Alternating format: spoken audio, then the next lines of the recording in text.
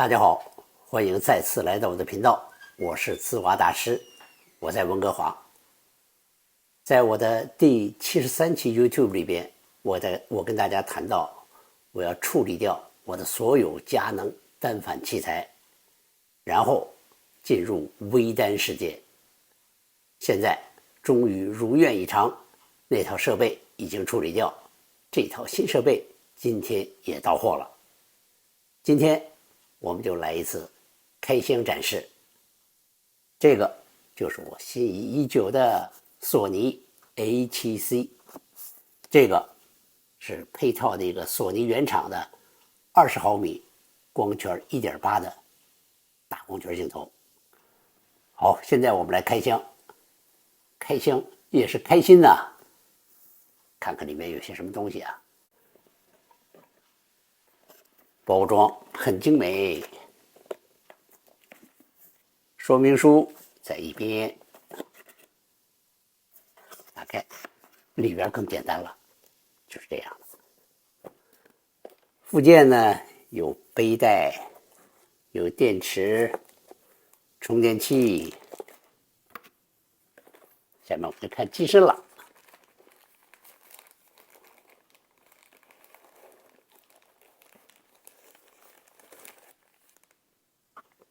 打开，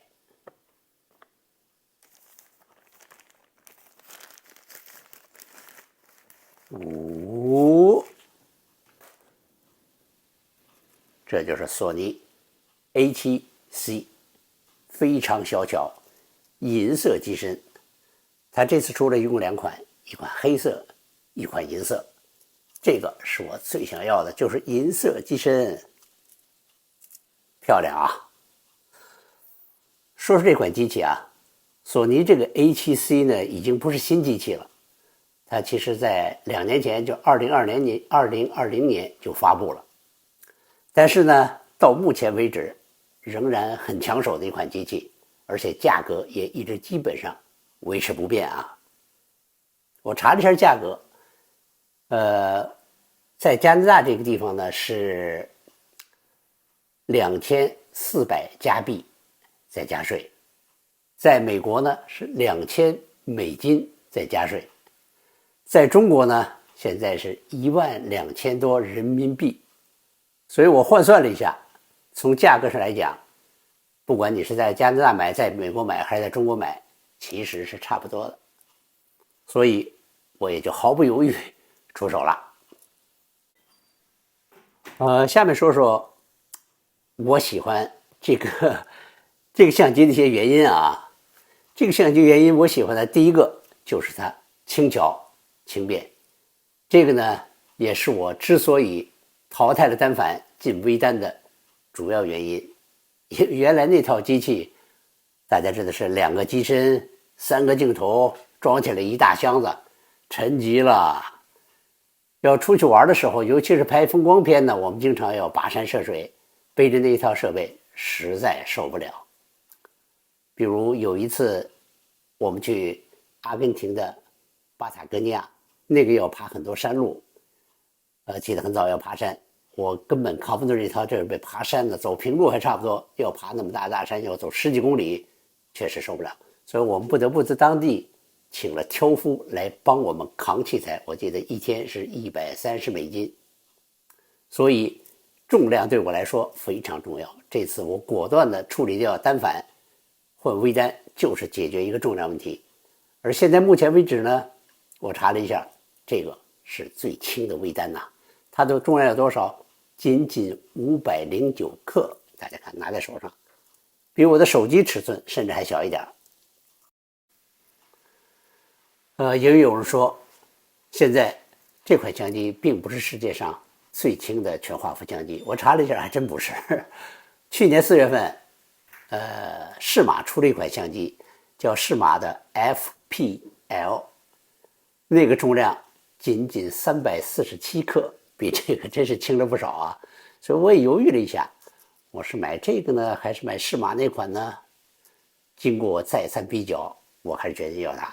因为什么？第一，适马比它贵不少啊，那个是将近16000人民币。另外呢，那个什么颜值，我觉得不如这个好看。这也看起来非常酷，很帅气啊。对，我刚才可能是口误啊，适马那个是375克，这个是509克。适马那个应该是目前为止世界上最轻的全画幅相机。处理掉我那一批佳能设备，确实我还是挺心疼的，挺遗憾的。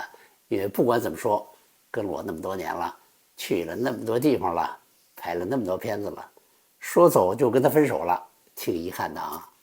好，刚才说了，选择这个的第一个原因就是轻，因为索尼有大量的一系列的相机，为什么选它？它确实在索尼里边，它是最小巧的、最轻的全画幅。第二个原因就是颜值，刚才我再三提到这个颜值这个词，这是网上流行语言啊，就是漂亮，就是酷，就是招人喜欢。颜值重要吗？重要。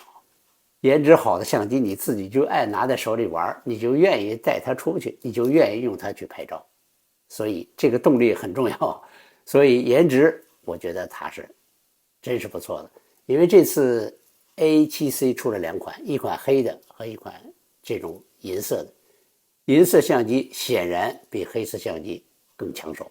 选择它的第三个原因呢，就是它的视频功能。因为这几年我越来越多的去拍视频，基本上用的最多的还是手机，但是很多情况下手机出来的画质肯定不如它。另外手机它的这个虚化人物这个效果肯定也不如它，所以拍视频这个显然它具有很多优势。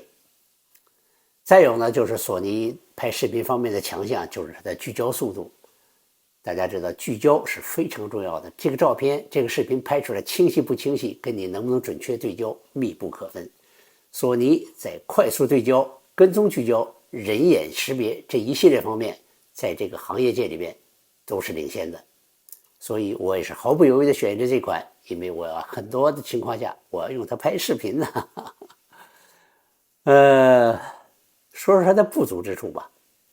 任何一款相机都有它的不足之处，索尼 A7C 这个也毫不例外。我觉得关键就是你要看看这些不足之处，这些遗憾的地方对你有多大影响，你能不能接受它。我觉得索尼 A7C 的这些不足之处对于我来说还都是可以忍受的。它的不足之处有这么几点啊，在网上大家都在分析啊、评论啊。首先就是它的像素，它的像素是2400万，因为现在索尼其他系列里边很多已经是4000万甚至6000万了。这个2400万，我觉得对我来说够用了，因为我用它拍出来的照片，我也不是准备要放大1米乘3米啊那么巨幅的作品，所以2400万通常来说我觉得够用了。另外呢，有人说呢，它这个防抖差一些，它号称有5轴防抖啊，但是我看网上有人测评，确实是在运动中你用它拍视频，还是抖动效果很明显的。怎么办呢？这有办法解决，你配一个稳定器就可以了，专门有相机的稳定器，就基本解决这个问题。或者索尼微这款相机，它专门还有一个后期软件，是可以做到后期增稳，就是你把你拍完了以后，用那软件再过一遍，它可以给你增稳，而且效果很好。当然它有一点裁切。另外呢，有人说这个太花时间，1分钟的视频要5分钟的这个后期增稳效果，我觉得我也能忍受，因为时间有的是，是不是？还有一个缺陷就是这个卡槽，通常我们的相机都有2个卡槽，可以插2个卡，拍完这个立刻就那个，这个只有1个，它为了减少体积减轻重量。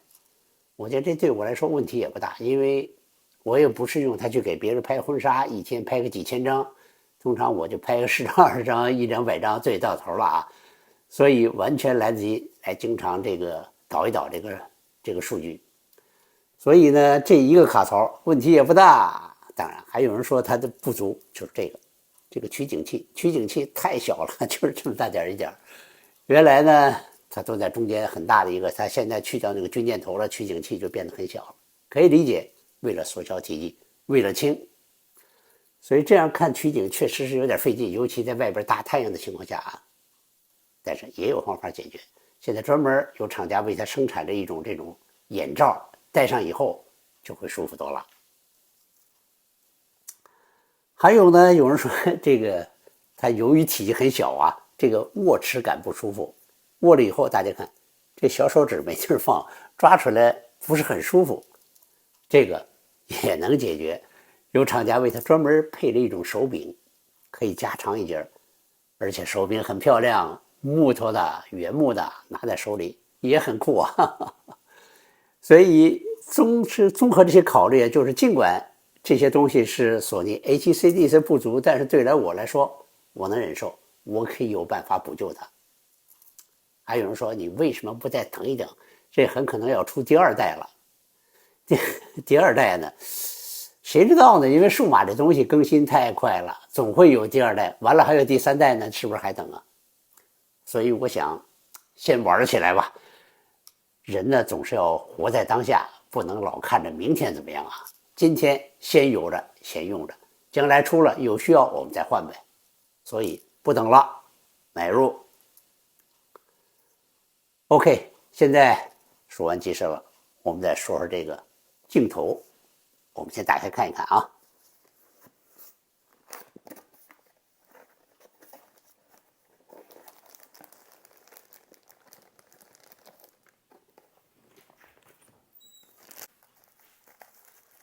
这是专门的一个套，打开，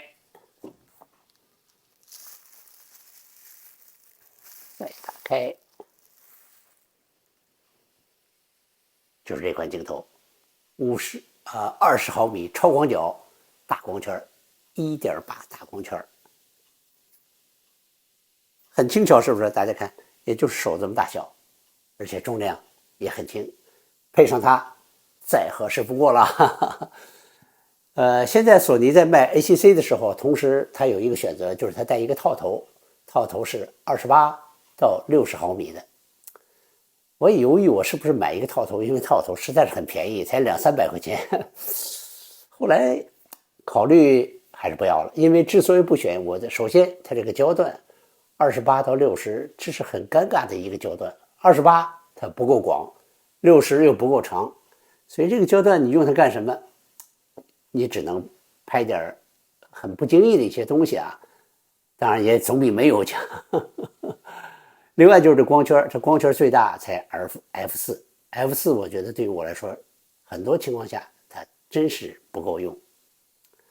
尽管它很便宜，后来我考虑再三，算了，还是不买套头了，要买定焦头，索尼这款定焦头，28毫米超广角，因为拍风光是我的主要爱好啊，这么多年来世界各地游走都是在拍风光，所以对拍风光来说，超广角是非常重要。20毫米，尽管它还不如16毫米，但基本上也够用了。1.8这个大光圈对于我来说现在也非常重要，因为它可以最大限度的去虚化这个背景。这个在拍视频的时候啊，我们经常也希望能拍到那种背景很虚化的那种效果，但是用手机拍你很难实现这个目的。去年苹果13刚出来的时候，我很激动了一下，因为它有一个新的电影模式，就可以虚化背景。很遗憾，我这1年多用它拍这些电影模式了，我就感觉到，因为到底它是数码计算出来的一个结果，所以效果经常不是很好，尤其是你在放大的时候，它的边缘处理很不干净，所以考虑再三，恐怕在很多情况下还需要光学这种大光圈来能实现真正的虚化背景的效果。关于镜头的选择，配索尼的相机的镜头非常多，除了索尼原厂的，还有蔡司，还有适马，还有腾龙，五花八门呢。这个焦段20毫米、35毫米、50毫米、85毫米也太多了，所以我想我先从这个开始用起，因为这个既可以拍风光，同时用它来拍视频，也可以把很多的想收进来的东西都收进来，因为它广角很大的。肯定我还要再买别的镜头啊，然后慢慢来吧，走一步说一步吧，先把这个玩起来。这次一共我是出掉2个机身，3个镜头，然后呢，用这个东西，这2个机身3个佳能镜头换来这么1个机身1个镜头，大家觉得值还是不值呢？我不知道中国的行情啊，反正是我觉得在加拿大这个地方，我能做到这一点已经不错了。因为现在二手的单反相机想卖出去是非常不容易的，尤其是机身。镜头有些商家还是愿意收，机身基本上他们都摇头，因为他们拿到手他们也卖不出去。所以大家可以评判一下，你们觉得值还是不值呢？好，今天视频咱们先到这儿，等将来我用了它，接上它出去拍一些片子，再给大家演示。谢谢大家，如果你喜欢我的视频，欢迎关注、点赞并转发，谢谢。